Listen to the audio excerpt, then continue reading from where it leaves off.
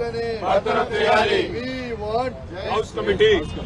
we want House Committee. we want House Committee. we want House Committee. we want House Committee. we want House Committee. we want House Committee. we want House Committee. we want House Committee. Mining scam చేసిన పొంగులేటి శ్రీనివాస్ రెడ్డి గారిని వెంటనే భద్రం చేయాలి.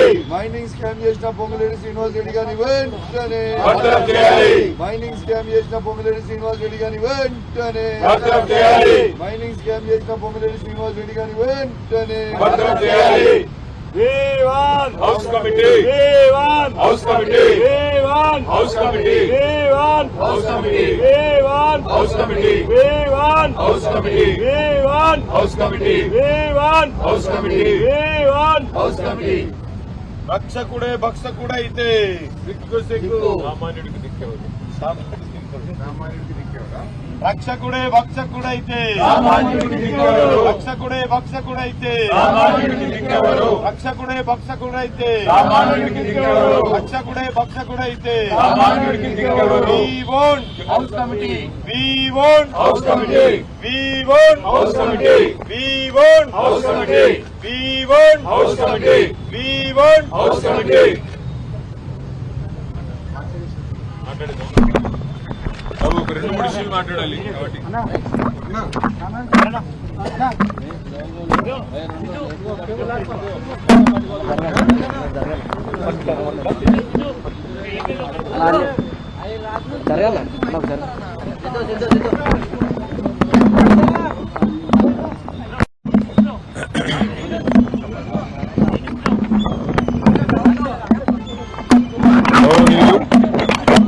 మా శాసనసభ పక్ష ఉపనాయకులు శ్రీ హరీష్ రావు గారు నిన్న ఈ రాష్ట్ర ప్రభుత్వంలో నెంబర్ 2గా ఉన్న ఒక మంత్రి గారి స్కామ్ను ఆయన కుటుంబానికి సంబంధించిన కంపెనీ ఎంత దారుణంగా నిబంధనలను ఉల్లంఘించి అక్రమ మైనింగ్కు పాల్పడ్డ విషయాన్ని ఆధారాలతో సహా అది కూడా ప్రభుత్వమే ఇచ్చిన డాక్యుమెంట్లతో సహా బయటపెట్టేసరికి ముఖ్యమంత్రి గారు ప్రభుత్వం ఒక్కసారిగా బిత్తరపోయింది, ఒక్కసారిగా కలవరపడ్డది. మేము అడిగిందేంది, అక్రమ మైనింగ్కు పాల్పడ్డ ఇతర సంస్థల మీద ఏ చర్యలైతే తీసుకున్నారో, ఎట్లా వారిని చట్ట ప్రకారం జైలుకు పంపారో, మరి రాఘవ కన్స్ట్రక్షన్స్ విషయంలో ఎందుకు అట్లా చేయడం లేదు, ఏ కారణం చేత మంత్రి గారి కంపెనీ కాబట్టా లేకపోతే ఇందులో ముఖ్యమంత్రి వాటా ఉన్నది కాబట్టా ఏ కారణం చేత మీరు యాక్షన్ తీసుకోవట్లేదు అని చెప్పి ఆధారాలతో సహా మొత్తం వాస్తవాలని మా శాసనసభాపక్ష ఉపనాయకుడు హరీష్ రావు గారు బయటపెడితే నిన్న ముఖ్యమంత్రి గారు వచ్చి రెండు విషయాలు ఒప్పుకున్నారు. ఒకటి, అక్రమం జరిగింది వాస్తవం అని ముఖ్యమంత్రి గారే స్వయంగా ఒప్పుకున్నారు. కానీ దీన్ని బయటపెట్టింది మీరు కాదు, మా ప్రభుత్వమే బయటపెట్టింది అని చెప్పి మళ్ళీ ఎదురుదాడికి దిగినారు. ఇంకొక మాట కూడా ఒప్పుకున్నాడు ఆయన, అక్రమాలు జరిగింది వాస్తవమే, కానీ రాఘవ కన్స్ట్రక్షన్స్ పొంగులేటి శ్రీనివాసరెడ్డి గారి దూర బంధువులదంట. మరి భార్య, కొడుకు, తమ్ముడు దూరపు బంధువులు అని చెప్పి రాష్ట్రంలో ఎవరికి తెలియదు, ఒక ముఖ్యమంత్రి గారికే ఇట్లాంటివన్నీ కూడా కొత్త కొత్త విషయాలు ఆయనే కనిపెడతా ఉంటాడు. ఆయనకు చాలా విషయాలు తెలుసు, అందమైన విషయాలు. తెలంగాణ రాష్ట్రానికి ఒక మొత్తం భారతదేశంలోనే సముద్ర తీరం లేని ఒకే ఒక్క రాష్ట్రం తెలంగాణ అని చెప్తాడు. 19 రాష్ట్రాలకు సముద్ర తీరం లేదన్న విషయం బడిపోయే చిన్నపిల్లగాన్ని అడిగినా చెప్తాడు. నిన్న ముఖ్యమంత్రి గారు చెప్పిన మాట ఎంత హాస్యాస్పదంగా ఉందంటే, సొంత భార్య, తన కొడుకు, తన తమ్ముడు, తన మరదలు, నిన్న మొన్నటిదాకా ఈయనే చైర్మన్ ఈ కంపెనీకి, 2020-22 దాకా ఈయనే చైర్మన్ ఈ మంత్రి గారు. వాళ్ళ ముఖ్యమంత్రి గారు నిన్న వచ్చి ఎదురుదాడి చేస్తుంటే మాకు అర్థమైంది ఒకటే, రాఘవ కన్స్ట్రక్షన్స్ మీద ఎందుకింత ప్రేమ ముఖ్యమంత్రి గారికి అని చెప్పి మేమందరం కూడా నిన్నంతా అధ్యయనం చేసినాం. వాస్తవం ఏంది అంటే, ముఖ్యమంత్రి గారికి కూడా ఈ పాపంలో వాటా ఉంది.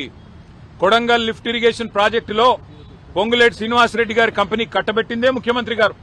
అట్లాగే ఇవాళ ఈ రాష్ట్రంలో 1 కోటి ఎకరాలు నిషేధిత జాబితాలో పెట్టి భూదందాలు, ల్యాండ్ స్కామ్లు ఇవన్నీ చేస్తున్న దానిలో ముఖ్యమంత్రి గారు, ఆయన అనుయాయులు, ఆయన చుట్టూ ఉండే దండుపాలెం బ్యాచ్ వాళ్ళ పాత్ర కూడా ఉంది. కాబట్టే పొంగులేటి శ్రీనివాసరెడ్డిని వెనకేసుకొచ్చి వాళ్ళ సభాసంగం వేయకుండా మరి ఇష్టం వచ్చినట్టు ఎదురుదాడి చేసే ప్రయత్నం ముఖ్యమంత్రి చేస్తా ఉన్నాడు. 2.5 ఏళ్లుగా ఎదురుదాడి తప్ప, 2.5 ఏళ్లుగా పనికిమాలిన కమిషన్లు, పనికిమాలిన కేసులు తప్ప ప్రజలకు పనికొచ్చే ఒక్క పని చేసిండా ఈ ముఖ్యమంత్రి? ఆలోచించమని చెప్పి నేను కోరుతా ఉన్నా. మరి ఇవాళ మా డిమాండ్ ఒకటే, స్పష్టంగా అడుగుతా ఉన్నా మీ ముఖ్యమంత్రిని, ఈ ప్రభుత్వాన్ని, తప్పు చేయకపోతే భయం ఎందుకు? మీ మంత్రి గారు తప్పు చేయకపోతే, మీ మంత్రి గారి కుటుంబానికి సంబంధించిన సంస్థ మేము ఏదైతే ఆధారాలతో సహా బయట పెట్టామో అక్రమ మైనింగ్ కు పాల్పడ్డారని ఎందుకు వారి మీద చర్యలు తీసుకోవట్లేదు? చట్ట ప్రకారం 2వ నోటీస్ ఇస్తే సంవత్సరం జైలు శిక్ష పడాలా, మరి ఎందుకు మంత్రి గారి కుటుంబాన్ని కాపాడే ప్రయత్నం చేస్తున్నారు? నిన్న ఒక ఆయన మంత్రి గారు లేచి అంటాడు ఇది కేవలం 4 లక్షల రూపాయల ముచ్చట అని చెప్తున్నాడు ఒక ఆయన, మైనింగ్ శాఖ మంత్రి. సిగ్గుపడాల మైనింగ్ మంత్రి గారు. మొన్న అధికారులు రేడ్ చేసినాడు, అధికారులు ఈ సంస్థ మీద ఆ రోజు విచారణకు పోయినాడు, ఒక రోజే దొరికింది 32 లక్షలు. ఒక రోజుకే 32 లక్షల మరి సామాను అక్కడ దొరికితే, ఎగ్గొట్టిన ప్రభుత్వానికి ఎగ్గొట్టిన ఫీజులు దొరికితే 2.5 ఏళ్లుగా ఏ రకంగా అన్యాయం జరుగుతున్నదో, ఏ రకంగా ప్రభుత్వ సొమ్మును, ప్రజల సొమ్మును మంత్రి గారి సంస్థ కొల్లగొడుతున్నదో మీరు అంచనా వేయవచ్చు. ఎన్ని వందల కోట్ల రూపాయల ప్రజాధనాన్ని మంత్రి గారి సంస్థ కొల్లగొడుతున్నదో ఒక అంచనా వేయవచ్చు. అట్లాగే ఇది ఒకటే కాదు, ఇవాళ కోకాపేటలో భాగ్యలక్ష్మి మైనింగ్ అని మరో కంపెనీ, ఇది ముఖ్యమంత్రి గారి అత్యంత దగ్గరి బంధువు, ఆయనకు వరుసకు బామ్మర్దయ్యే రమేష్ రెడ్డి గారు అనే వ్యక్తిది భాగ్యలక్ష్మి మైనింగ్ కోకాపేట. మేమివాళ ఈ ప్రభుత్వాన్ని నేరుగా అడుగుతా ఉన్నాం. మీరు అంటా ఉన్నారు మైనింగ్ రెవెన్యూ పెంచాము అని. మైనింగ్ రెవెన్యూ ఎట్లా పెరిగిందో మాకు తెలియదా, మీకు తెలియదా? మీరు అన్ని ఫీజులు పెంచారు. నిజానికి పెంచిన ఫీజుల ప్రకారం ఈ ప్రభుత్వానికి ఈ రోజు 1700 నుంచి 1800 కోట్ల ఆదాయం రావాలి, కానీ వస్తున్నది 900 కోట్లు. మరి మిగతా 900 కోట్లు ఎవరి జేబుల్లో పోతున్నాయి? రాఘవ కన్స్ట్రక్షన్ జేబులో పోతున్నాయా? భాగ్యలక్ష్మి మైనింగ్ రమేష్ రెడ్డి, కౌశిక్ రెడ్డి జేబులోకి పోతున్నాయా, లేదా ముఖ్యమంత్రి ఖాతాలోకి పోతున్నాయా? తేల్చాల్సిన అవసరం ఉంది. అందుకే మేము పట్టుబడతా ఉన్నాం. సభా సంఘం వేయండి, మంత్రి గారి పాత్ర ఏంది, ముఖ్యమంత్రి గారి పాత్ర ఏంది, అట్లాగే ప్రభుత్వంలోని ఇంకా ఇతరుల పాత్ర ఏంది, దండుపాలెం బ్యాచ్ పాత్ర ఏంది, అన్ని బయటికి రావాలంటే గతంలో ఆనాడు డాక్టర్ వైఎస్ రాజశేఖర రెడ్డి గారు ఓబులాపురం మైనింగ్ కార్పొరేషన్ విషయంలో ఇట్లాగే ఆరోపణలు వస్తే ప్రతిపక్ష శాసనసభ్యుడు నాగం జనార్దన్ రెడ్డి గారి నాయకత్వంలో వారిని హౌస్ కమిటీ చైర్మన్ గా నియమించి మరి వారు ముందుకొచ్చారు పారదర్శకంగా. ఇవాళ నిజంగానే ఈ ప్రభుత్వం తప్పు చేయకపోతే, మీ మంత్రి తప్పు చేయకపోతే, మంత్రి కుటుంబం 100 కోట్ల అవినీతికి పాల్పడకపోతే ఎందుకు ప్రభుత్వం భయపడుతున్నది? ఎందుకు సభను వాయిదా వేసుకొని పారిపోయింది అని మేము అడుగుతా ఉన్నాం. తప్పకుండా ప్రధాన ప్రతిపక్షంగా వదిలిపెట్టం. ఈ పాపంలో, ఈ మంత్రి గారి స్కామ్ లో నిన్న భారతీయ జనతా పార్టీ సభ్యుల ప్రవర్తన కూడా మీరు చూశారు. వారు ఇవాళ ప్రతిపక్ష పార్టీలాగా లేరు. భారతీయ జనతా పార్టీ వాళ్ళు మేము ఎన్ని రకాల స్కాములు బయటపెట్టి కేంద్ర ప్రభుత్వానికి చెప్పినా కేంద్రం స్పందించదు. నిన్న మైక్ ఇచ్చిన స్పీకర్ గారు బీజేపీ సభ్యులకి, వాళ్ళు కూడా మంత్రి గారి అక్రమాలకు వంత పాడుతూ ప్రభుత్వం ఆడినట్టల్లా ఇక్కడ బీజేపీ ఆడుతా ఉన్నది. ఇది కూడా రాష్ట్ర ప్రజలు గమనించాలని చెప్పి కూడా మేము కోరుతా ఉన్నాం. ఇక ఇంకొక విషయం కూడా మీకు చెప్పాలి. మంత్రి గారి విషయంలో ఖచ్చితంగా ఏ మంత్రి అయితే ఇల్లీగల్ మైనింగ్ కు పాల్పడ్డాడో, ఏ మంత్రి గారి కుటుంబం అయితే ఇల్లీగల్ మైనింగ్ కు పాల్పడ్డదో, ఏ మంత్రి గారి కుటుంబం అయితే ఇవాళ 1 కోటి ఎకరాల భూములను, పట్టా భూములను నిషేధిత జాబితాలో పెట్టి ఇవాళ ప్రజల సంపద కొల్లగొడతా ఉన్నారో, ఎవరైతే ఈ రోజు ప్రైవేటు భూముల్లో కూడా గూండాలను వేసుకుని వెళ్లి మరి కబ్జాలు పెట్టే ప్రయత్నం చేస్తా ఉన్నారో వదిలిపెట్టమనే మాట కూడా మేము హెచ్చరిస్తూ ఇంకొక విషయం కూడా చెప్పాలి. నిన్న ముఖ్యమంత్రి గారు ఎల్ఎన్టీ మెట్రో విషయంలో, హైదరాబాద్ మెట్రో విషయంలో ఒక స్టేట్మెంట్, ఒక తీర్మానం అని పెట్టారు. పెట్టి ఏకపక్షంగా మా అభిప్రాయాలు తీసుకోకుండా ఏకగ్రీవ తీర్మానం అని చెప్పి ఆయన డప్ప ఆయనే కొట్టుకొని వెళ్ళిపోయినాడు. వాస్తవం ఏంది? నిన్న స్టేట్మెంట్ ఎంత తప్పుల తడకగా ఉన్నది. ఆ స్టేట్మెంట్ లో రాస్తారు 22,000 కోట్ల మెట్రోని మేము 15,000 కోట్లకే కొన్నాం, చాలా గొప్ప పని చేసినామని చెప్పి ముఖ్యమంత్రి గారు సిగ్గు లేకుండా అబద్దాలు చెప్తా ఉన్నారు. వాస్తవం ఏంది? 280 ఎకరాల ప్రభుత్వ భూమిని మెట్రోకి కేవలం ఆనాటి ప్రభుత్వం, రాజశేఖర రెడ్డి గారి ప్రభుత్వం లీజుకు మాత్రమే ఇచ్చింది. ఆ భూములు మనవే, ప్రభుత్వానికే, ప్రజల భూములవి. ఆ 280 ఎకరాలు వాళ్ళకి ఎల్ఎన్టీకి రాసివ్వలేదు, కేవలం లీజుకిచ్చారు.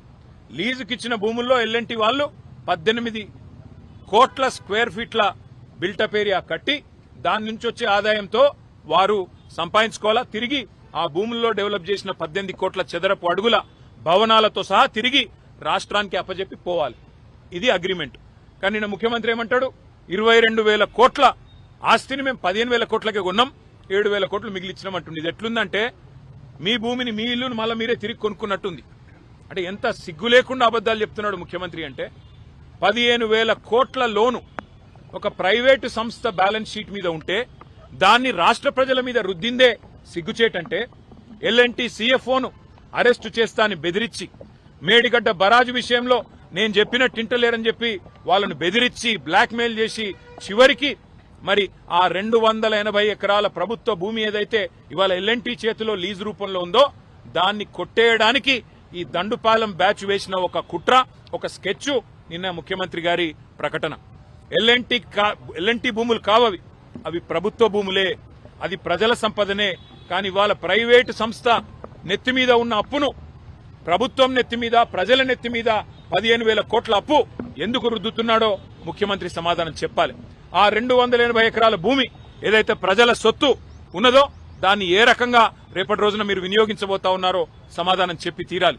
వాటిని అమ్ముతారా, నీ అనుయాయులకు కట్టబెడతావా, మరి ఇంకెవరికైనా లీజుకిస్తావా, నీ దండుపాలెం బ్యాచ్ కు పుట్నాలు బఠానీలు లెక్క పంచిస్తావా అనే అనుమానాలు ఇవాళ హైదరాబాద్ ప్రజల్లో బలంగా ఉన్నాయి. నేను ఒక్క మాట సూటిగా రేవంత్ రెడ్డిని అడుగుతా ఉన్నా.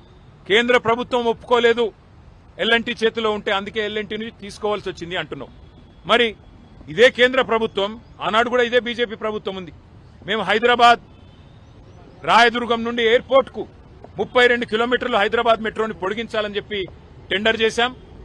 పూర్తిగా పనులు కూడా ప్రారంభించి శంకుస్థాపన కూడా చేసినాం. ఆ రోజు కేంద్ర ప్రభుత్వం ఏమీ అభ్యంతరం చెప్పలేదే. ఆ రోజు మున్సిపల్ మంత్రిగా నేనే ఉన్నా. మరి మాకు చెప్పిన అభ్యంతరం నీకెందుకు చెప్తున్నది? ఏమైనా కాయిదాలు ఉన్నాయా? ఎల్ఎన్టీ ఒప్పుకోకపోతే మేము ఫండింగ్ చేయమనే కాయిదాలు ఉన్నాయా? ఇవన్నీ ముఖ్యమంత్రి గారు బుట్టించిన కాకమ్మ కబుర్లు, ముఖ్యమంత్రి చెప్తున్న కాకమ్మ కబుర్లు. ఆ రోజు హైదరాబాద్ ఎయిర్పోర్ట్ మెట్రోకి మేము కూడా ఆనాడు ఎల్ఎన్టీ చేతిలో ఉన్న రాయదుర్గం నుంచి ఎయిర్పోర్ట్ కి ప్రతిపాదించాం. మీరు రాగానే దాన్ని రద్దు చేసినారు. మరి ఆ రోజు కేంద్ర ప్రభుత్వం అభ్యంతరం చెప్పకపోతే ఈ రోజు ఎందుకు చెప్తుంది? ఇదంతా ముఖ్యమంత్రి గారు అల్లిన ఒక కాకమ్మ కథ. ఖచ్చితంగా 280 ఎకరాలు కొట్టేయడానికి వేసిన ఒక స్కెచ్. ఈ భూదందాకు, భూమాఫియాకి ముఖ్యమంత్రి గారే దండుపాలెం ముఠాకు నాయకుడిగా మారి ఇవాళ ఎల్ఎన్టీ CFOను జైల్లో ఇస్తాను బెదిరించి, మేడిగడ్డ బరాజ్ విషయంలో కూడా ఆయన చెప్పినట్టు ఇంటలేరనే ఒక కోపంతో చివరికి వాళ్ళ మెడ మీద కత్తిపెట్టి ఆ 280 ఎకరాలను లాక్కునే కుట్ర తప్ప ఇంకొకటి కానే కాదు. ఇందులో హైదరాబాద్ ప్రజల ప్రయోజనాలు లేవు, మెట్రో ప్రయోజనాలు లేవు. 22,000 కోట్ల ఆస్తి, అది ఎన్నటికైనా హైదరాబాద్ ప్రజల ఆస్తి, తెలంగాణ ప్రజల ఆస్తి. దాన్ని తిరిగి మనమే కొనుక్కోవడం ఏదైతే ఉందో ఇది ఉల్టా మన భూమికి, మన హక్కుకి, మన ప్రాపర్టీకి మనమే పైసలు పెట్టి తిరిగి కొనుక్కోవడం ఏదైతే ఉందో ఇది ఖచ్చితంగా పెద్ద కుంభకోణం తప్ప మరొకటి కానే కాదు. నిజంగానే ఈ విషయంలో చిత్తశుద్ధి ఉంటే ఒక సిట్టింగ్ హైకోర్టు జడ్జితో వెంటనే విచారణకు ఆదేశించాలని చెప్పి కూడా మా పార్టీ తరఫున మేము ప్రభుత్వాన్ని డిమాండ్ చేస్తా ఉన్నాం. ఇవాళ మంత్రి గారిని బర్తరఫ్ చేయాలి అనే డిమాండ్ తో మేము హౌస్ లో కూడా పోతా ఉన్నాం. ప్రభుత్వం వినకపోతే గవర్నర్ గారిని కలుస్తాం, కలిసి గవర్నర్ గారిని కూడా కోరుతాం ఈ మంత్రి గారిని వెంటనే బర్తరఫ్ చేయాలని. ప్రభుత్వం దిగి వస్తుందా రాదా చూడాలి. మరి లేని పక్షంలో తప్పకుండా క్షేత్రానికి కూడా పోయి ఈ సమస్యను ప్రజల దృష్టికి కూడా విస్తృతంగా తీసుకొని పోతామని చెప్పి కూడా మీకు తెలియజేస్తా ఉన్నాం. Thank you. We welcome all enquiries. 2.5 ఏళ్లుగా చేసిందేం లేదు ఎంక్వైరీలు తప్ప. ఎన్ని చేసుకుంటాడో చేసుకోమనండి.